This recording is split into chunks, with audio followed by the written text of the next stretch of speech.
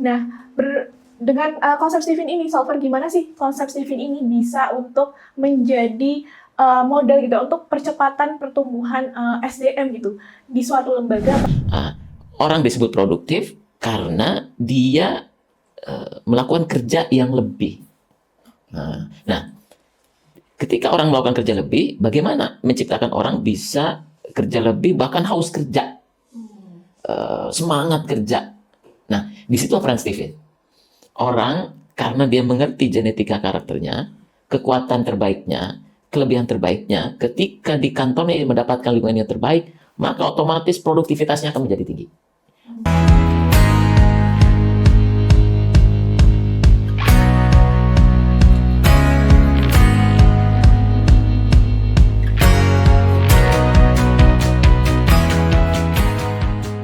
Halo, selamat datang di podcast Stephen Genetik Indonesia. Bersama dengan saya, Nadia, yang kali ini akan memandu jalannya diskusi nih kita pada kesempatan kali ini.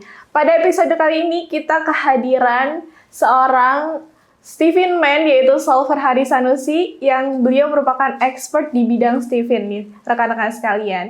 Nah, bagi teman-teman semuanya yang sudah tes Stephen, tentu tes Stephen itu nggak hanya tes Stephen aja, tapi harus mempelajari dan juga lebih mengenal diri lagi lebih dalam. Nah, pada podcast kali ini kita akan berbincang seputar genetika dan pengembangan diri berdasarkan konsep Stephen nih. Oke, kali ini kita kehadiran Solver Hari Sanusi. Selamat datang Solver di podcast kita kali ini. Baik, karena dia ketemu kembali. Oke, terima kasih ya Solver sudah hadir dan tetap stay di podcast kita kali ini. Nah, kali ini di Solver kita akan berbincang seputar konsep Stephen nih. Konsep Stephen ini ternyata sekarang ini sudah banyak sekali ya lembaga, terus kemudian juga sekolah-sekolah yang menerapkan konsep Stephen di sekolah tersebut gitu, Solver. Nah, dengan konsep Stephen ini, Solver, gimana sih konsep Stephen ini bisa untuk menjadi modal gitu untuk percepatan pertumbuhan SDM gitu di suatu lembaga ataupun suatu organisasi gitu, Solver? Baik, apa kaitannya Stephen dengan pengembangan SDM? Ukuran di korporasi adalah diukur berdasarkan kinerja. Sederhananya kan ada input, proses, output. Artinya input dalam konteks ini adalah SDM, bagaimana dia mampu melakukan pekerjaannya secara efektif dan produktif. Orang disebut produktif karena dia melakukan kerja yang lebih. Nah, ketika orang melakukan kerja lebih, bagaimana menciptakan orang bisa kerja lebih, bahkan haus kerja, semangat kerja. Nah, di situ peran Stephen. Orang karena dia mengerti genetika karakternya, kekuatan terbaiknya, kelebihan terbaiknya, ketika di kantornya dia mendapatkan lingkungan yang terbaik, maka otomatis produktivitasnya akan menjadi tinggi. Otomatis dia seperti orang yang melihat kuda dengan kacamata kudanya, dia hanya melihat fokus satu untuk melakukan yang terbaik. Kenapa? Karena sumber daya terbaik, kelebihan terbaik, bakat alami terbaik yang disebut dengan genetika karakter itu keluar dari dirinya, meluap, berkelimpahan. Itu yang membuat SDM ini menjadi, dalam konsep Stephen namanya fokus satu hebat. Jadi kalau Anda sudah tes Stephen, pertanyaan sederhana, apa fokus satu hebat Anda? Dan itu berakar dari genetika karakter Anda. Oke, baik, menarik ya, fokus satu hebat. Ini jadi tagline utama dari Stephen ya. Iya. Kenapa kita harus fokus satu hebat itu, Solver? Kenapa kita harus fokus satu hebat? Karena kita punya waktu yang terbatas. Menarik. Waktu kita terbatas. Kenapa? Karena waktu ini nggak bisa diganti, nggak bisa diperbaharui, nggak bisa kita ciptakan sendiri. Sehingga orang yang melakukan pekerjaan yang paling efektif dengan fokus pada prioritasnya, dia akan mendapatkan kinerja hasil yang lebih tinggi, lebih banyak dibanding misalkan Mbak Nadia melakukan 5 pekerjaan di satu hari. Kan effortnya menjadi besar, bebannya menjadi besar, manajershipnya menjadi besar. Lebih nyaman mengerjakan 1-2 hal, tetapi fokus itu dilakukan. Nah, dan itu sudah dibuktikan dengan yang namanya riset deliberate practice. Orang itu bisa mencapai keunggulan di satu bidang dengan deliberate practice di 10.000 jam.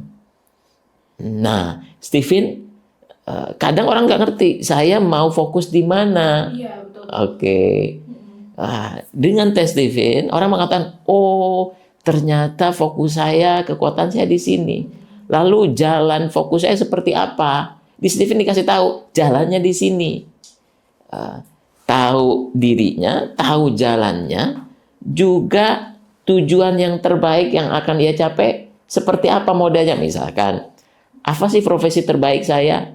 Oke, kalau dia punya profesi keinginannya A, lalu jalan untuk menempuhnya seperti apa? Di Stephen diberikan tahu. Maka temukan jalan hidup Anda melalui Stephen.